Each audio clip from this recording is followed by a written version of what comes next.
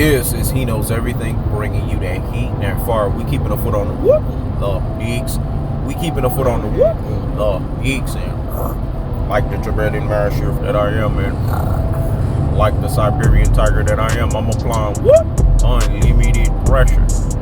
Because pressure does what? Heat bursts its pipes. Let's talk about it, man. Last night I watched The Malice in the Palace, and I was thoroughly enthused. I was thoroughly entertained by what I saw. It basically reinvigorated. It basically exuberated. It basically ingratiated. It basically elevated.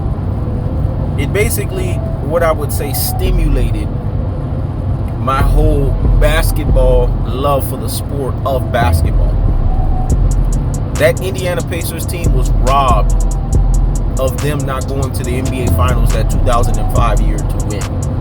That November 19, 2004 Malice in the Palace was a stain on the NBA. It wasn't a stain on the black players.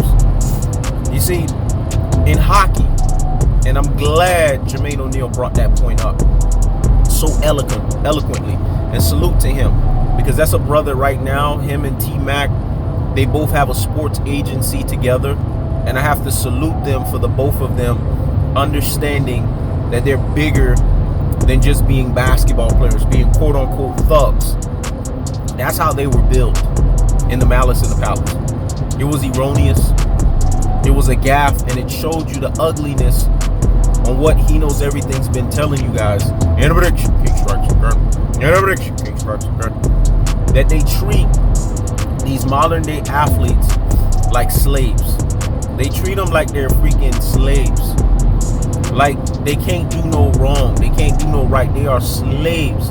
They are enslaved to basically be slaves.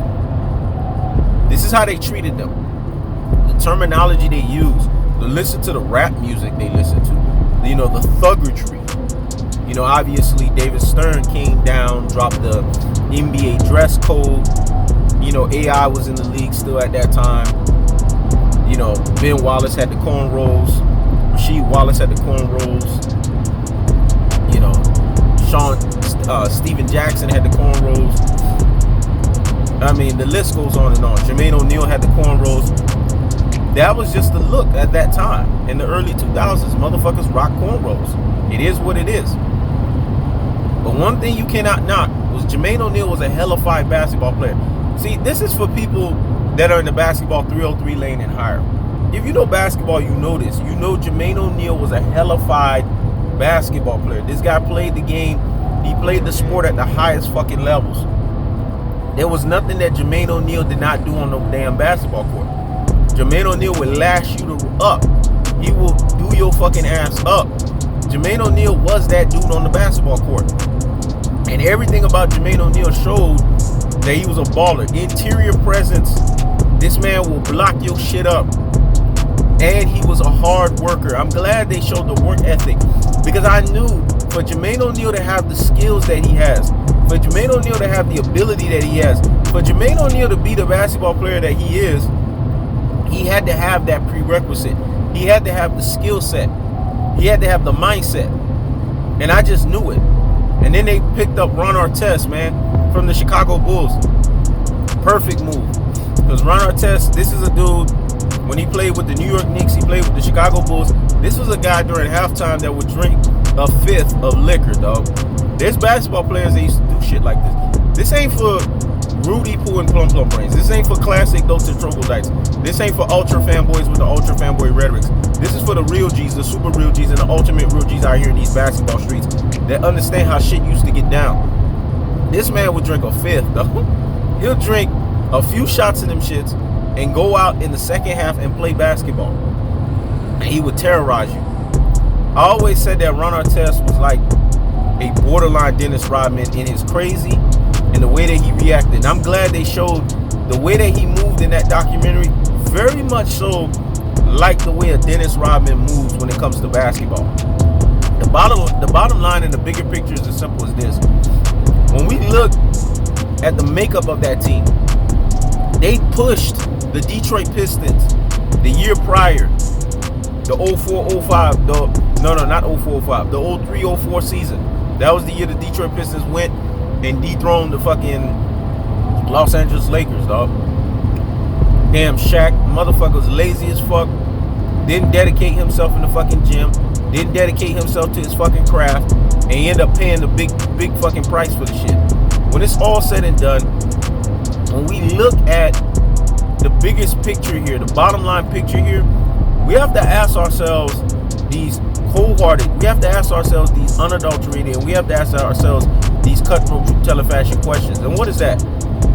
That Ron Artest, Jermaine O'Neal, and I'm glad they did the addition of Steven Jackson that next year. Before I get to that, I got to talk about the Indiana Pacers, and I got to talk about the way the Indiana Pacers was moving. I got to talk about the way that whole way that they moved, and the way that they unctioned themselves, the way that they engineered themselves, the way that they fibered themselves, the way that they DNA'd themselves. It was a thing that showcased that they were ready, man, to take it to the Detroit Pistons, to have an ugly Eastern Conference Finals where it was Detroit versus Indiana. You knew Indiana was paced that whole next year to dethrone the Detroit Pistons and to win. You know how you know? Because in the malice of the palace, they were blowing out the Pistons, man. Ron Artest could not be guarded, dog. And Detroit had hellified defense. This is with Tayshaun fucking Prince. This is with Chauncey Billups. Shit. This is with, Ben Wallace, Rasheed Wallace. I mean, they had it all when you think about it. And they were basically getting exposed. They were getting done up. Ron Artest couldn't miss for shit. Jermaine O'Neal followed immediately after that. Steven Jackson. And see, what ended up happening was the NBA fans, the Detroit fans, some of the nastiest fans you'll ever find in basketball, they were feeling some type of way. Drinking, basically being drunk as fucking skunks, and then saying at the end of the game, oh, they was just drugging us. They weren't showing sportsmanlike. Who gives a flying fuck? See, this is the people don't understand. You stop scoring when the shit goes 0-0-0-0. Kobe used to do this shit all the time. Kobe used to make you eat baskets all the way till 0-0-0-0-0. There's no such thing as mercy. Only beta males want fucking mercy. Only pure fucking beta supremes. Beta cuck males. Mama's boy pure fucking beta supreme iterations want mercy. There's no such thing as mercy in basketball. In basketball, you keep scoring until the shit says 0-0-0-0. And when I looked at that documentary, man, and I looked at that video, I was thoroughly impressed by that prosecutor and the way he handled these affairs. And I'm going to get to him. But you knew that Indiana Pacers team was paced for the 04-05 season to win it all. I have no doubts in my mind that they would have won it. They robbed Reggie Miller of an NBA championship in 2004 and 2005 because of what happened in the Malice in the Palace. Because the Indiana Pacers showed that they arrived. They showed that they was there. But David Stern, instead of him basically grabbing his fucking balls, having cojones, and saying, you know what? This right here is not going to be something that's going to be a detriment on the NBA players. He succumbed. He succumbed to the fucking pressure. And he tucked tail. He folded up like a pretzel. He basically activated an Adam Silver moment. Had no fucking spine. Spineless as hell. And let the subjugation, let the degradation, let basically the stereotypical idealizations that was associated behind these black players and the stigma behind it be put on them. These are thugs. These are niggas. They can't be trusted. They listen to rap music. That's why they're violent. But they didn't look at the deep surface issue. That fucking Jeff Green guy, the guy with the cap, if he doesn't throw the water on Ron Artest, who's already a walking trigger waiting to happen. Let me say it again. If he doesn't throw the water, the fucking drink, whatever the fuck that shit was, on Ron Artest, a walking trigger waiting to fucking happen, then we wouldn't have the Malice in the Palace. At that time, Ron Artest was at least mature enough and man enough to go to therapy. You gotta give motherfuckers credit like that. They know they crazy as shit. They bat shit crazy. You can tell. You look at Ron Artest, you can tell he's crazy.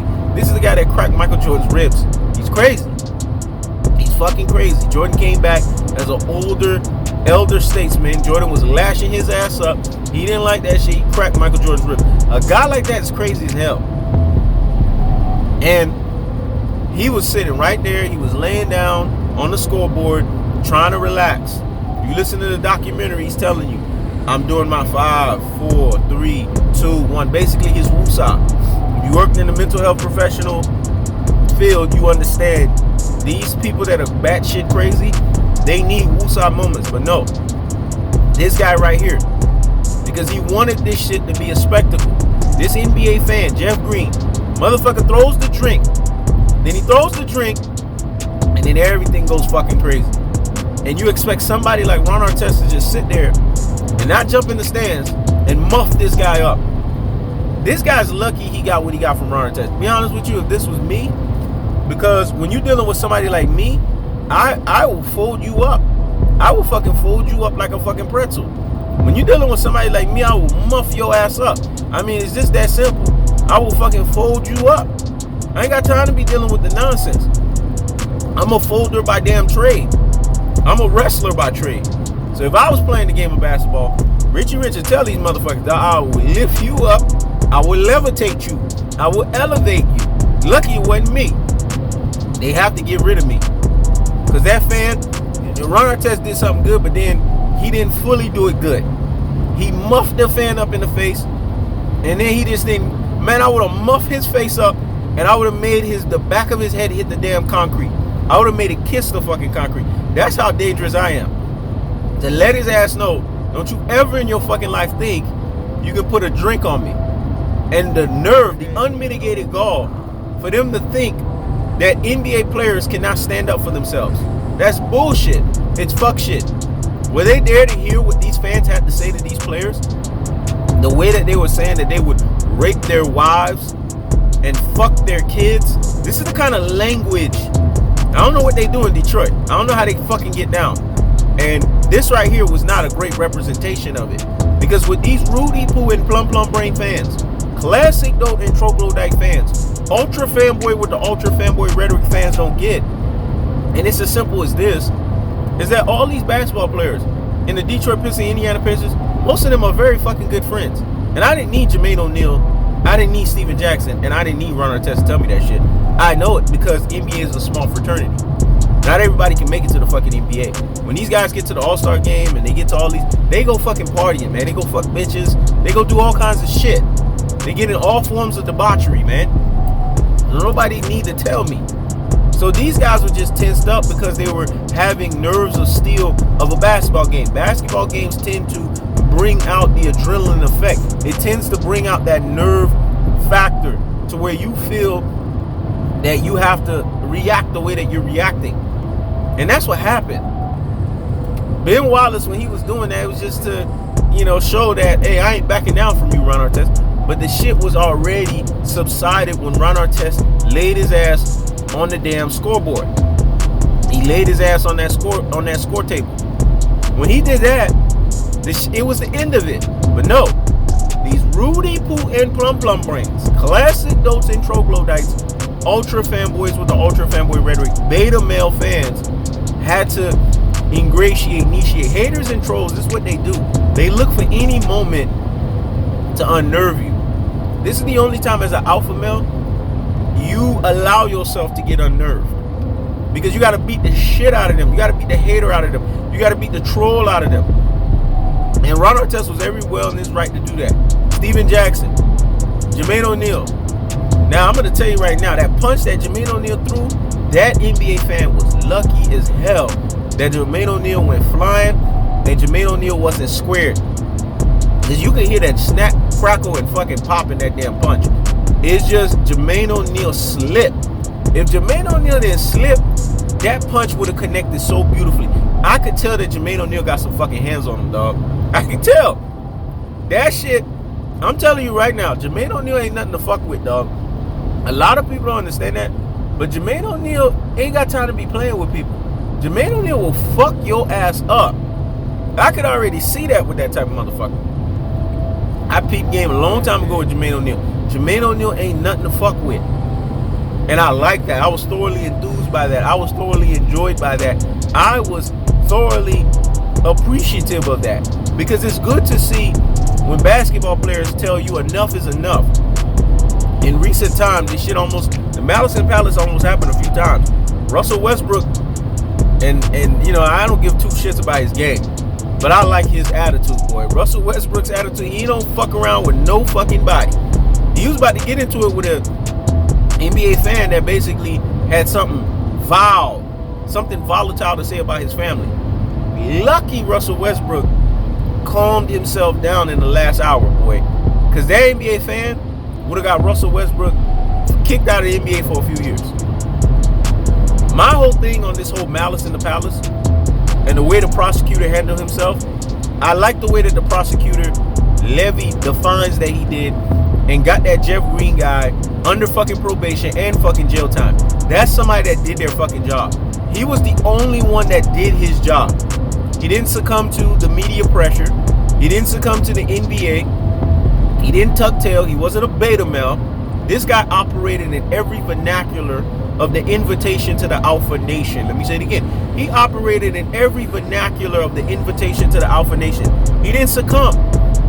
He basically levied the punishment that needed to be levied on who it was levied on. Now, I don't fucking agree with Ron Artest missing a whole fucking year. That was stupid. I don't agree with Steven Jackson's punishment stand. Steven Jackson had every right in court to say, I was defending my brethren. What is wrong in doing that? Proverbs 27 verse 17 says, iron sharpeneth iron. See, I'm getting goosebumps. That's the Holy Spirit's talking to me. So that means this message needs to be delivered to you guys. For a man is sharpened by the countenance of his friend. That's what he did. He sharpened the countenance of his friend. He had his friend's back. And he gets punished for that? So you get punished for helping your brother in self-defense. This is what it was. It was self-defense. The NBA fans should have had no parts of it. And I blame the Detroit Police Department. I blame all of these police officials. They did that shit on purpose. They were nowhere to be found. In what basketball game? Especially a game at the highest levels. The profession at the highest levels of the NBA. Have you not seen law enforcement, dog? Police officers all over the place. You see them in the stands. You see them towards the end. You see them on the other end. You know there was only 3 police officers, and they were spread it out. If you're gonna look at the footage and the videotape, I was thoroughly repulsed. I said this was a setup waiting to fucking happen. They knew about their Detroit fans, and you know how you know that? Because the ticket sale holders said a lot of season ticket holders were already going to get their season tickets reversed. They were going to basically revoke it. They were no longer going to have it. And they knew this information. But no, they let these crazed up fans still come to the game. What do you think was going to happen when Indiana Pacers was drugging the Detroit Pistons? I'm telling you, that year, they robbed Reggie Miller. And it's a shame because Reggie Miller ended up retiring that year. Reggie Miller's spirit was broken from the Malice in the Palace, man. The NBA owes Reggie Miller a fucking apology. The NBA owes Reggie Miller a recension, dog. Because I'm telling you right now, there's no way the San Antonio Spurs wins the 04-05 NBA title. No way that they play the Detroit Pistons. Detroit Pistons don't go back to the NBA Finals. It was going to be the Indiana Pacers. And I believe with the way that the Indiana Pacers was made up, because Steven Jackson had left the San Antonio Spurs and he was now on the Indiana Pacers, they would have ram-a-lang those Spurs. Steven Jackson would have had added motivation for the fact that Greg Popovich got his ass up out of there because he also called him a thug. Ron Artest would have locked up. Dog, he would have locked any and every fucking thing up. Ginobili would have been locked up. I have no doubts in my fucking mind about that shit. Tony Parker, they wouldn't have done shit.